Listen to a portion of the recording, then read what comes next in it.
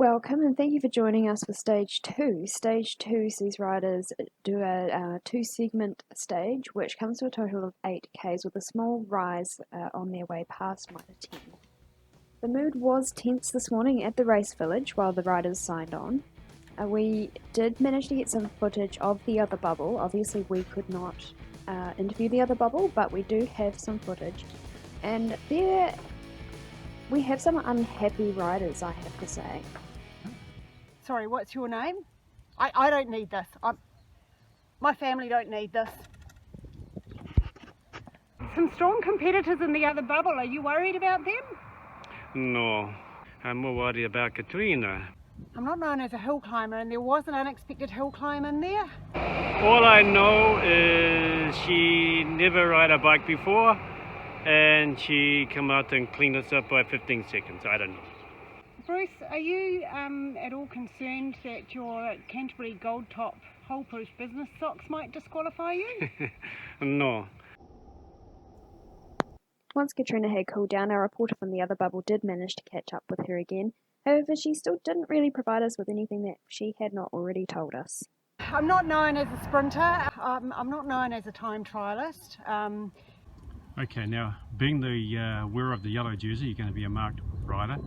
Does that give you any more pressure for today? Oh, well, obviously it does create pressure, but again, my pre-match preparations I think will help me. Conditions were favourable for the riders today with a strong tailwind throughout the segment. Sarah was the first to try a solo breakaway but was quickly bridged by the yellow jersey, and then Jane decided she also wanted to be part of that as well.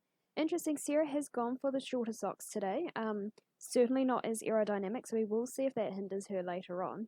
We did come across the other bubble and could see the yellow jersey having a break between the segments, which was an interesting move. Due to social distancing rules, our microphone could not reach the yellow jersey. We did ask her what her strategy was for this stage, and she answered, "I have never failed a drugs test." So yeah, that's not what we asked, but that's good to know. Thank you, Katrina. On a stage like this, it is a bit longer, so it's important to keep on top of your nutrition. We can see Sarah's just having a little bite to eat. She'll probably have a drink as well. Yeah, she goes for the drink bottle there. You do need to really keep on top of your nutrition. On a stage like this, you don't want to hit the wall just before the end. And we can see that has paid off for Sarah because she comes through at the end of the stage looking very, very strong. So we'll catch up with the riders once they've finished. How was that, Sarah? Oh man, that was so hard. Oh man, that was really tough, really tough.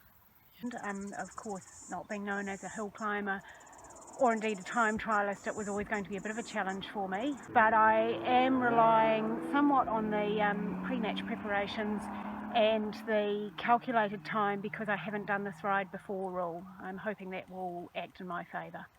So for me, not such a good day. I see you were taking quite a conservative approach to the social distancing rules by making quite a break on the peloton. Were you ever worried that the peloton would catch you? I wasn't too concerned about my bubble mate catching me. So there you have it. That wraps up stage 2. The I've never ridden this before rules certainly worked in Katrina's favour today, and she took a solid win there. So that means she stays comfortably in the yellow jersey with a good lead ahead of Sarah and then Bruce and then Jane. Tomorrow will be a rest day, so join us the day after tomorrow for stage 3.